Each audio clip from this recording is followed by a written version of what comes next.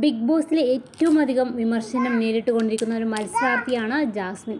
സദാചാരത്തിൻ്റെ എല്ലാവിധ അതിർവരമ്പുകളും മറികടന്നുകൊണ്ടുള്ള ആക്രമണമാണ് പലപ്പോഴും താരത്തിനെതിരെ നടക്കുന്നത്.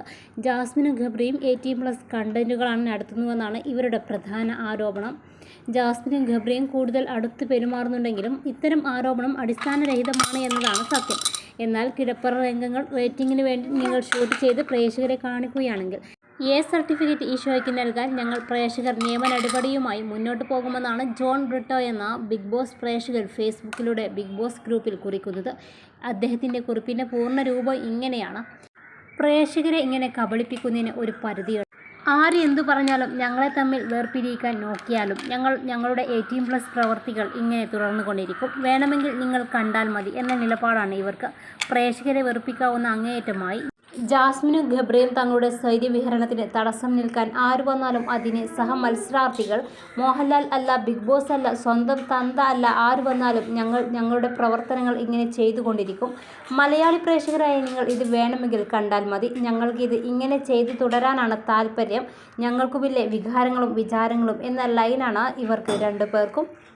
ജാസ്മിന് ആരുടെ തന്തയ്ക്ക് വേണമെങ്കിലും വിളിക്കാം, ബിഗ് ബോസ് ഒന്നും പറയില്ല കേട്ടോ. ആരെ വേണമെങ്കിലും ഊള എന്നും വീട്ടിലിരിക്കുന്ന മാതാപിതാക്കളെയും ഗബ്രിക്കും വിളിക്കാം.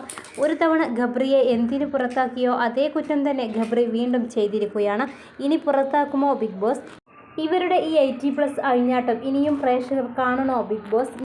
നിങ്ങൾ സംപ്രേഷണം ചെയ്യുന്നത് ഒരു റിയാലിറ്റി ഷോ ആണ്, സിനിമ ഷൂട്ടിംഗ് അല്ല എന്ന് ഓർമ്മ വേണം. പ്രേക്ഷകരുടെ ഇത്രയും എതിർപ്പ് നിങ്ങളെ അറിയിച്ചിട്ടും ഇവർക്കെതിരെ തക്കതായ നടപടി സ്വീകരിച്ച് കാണുന്നില്ല. ഇനിയും ഇത് നിങ്ങൾ തുടർന്നുകൊണ്ട് പോകാനാണ് ആഗ്രഹിക്കുന്നത് എങ്കിൽ ഞങ്ങൾ പ്രേക്ഷകർക്ക് കടുത്ത തീരുമാനങ്ങൾ എടുക്കേണ്ടി വരും.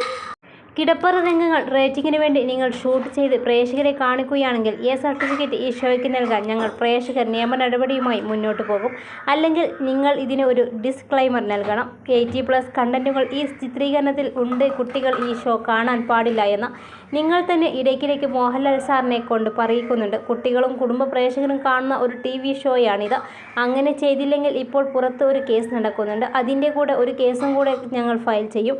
അശ്ലീല രംഗങ്ങൾ ചിത്രീകരിച്ച് പ്രേക്ഷകരെയും കുട്ടികളെയും കാണിക്കുന്നു എന്ന് ചൂണ്ടിക്കാണിച്ച് ഇനി ബിഗ് ബോസ് ഷോ നടത്തുന്ന ഏഷ്യാനെറ്റിനും അതിൻ്റെ പ്രൊഡ്യൂസർക്കും മേലധികാരികൾക്കും ഒരു തീരുമാനമെടുക്കാം.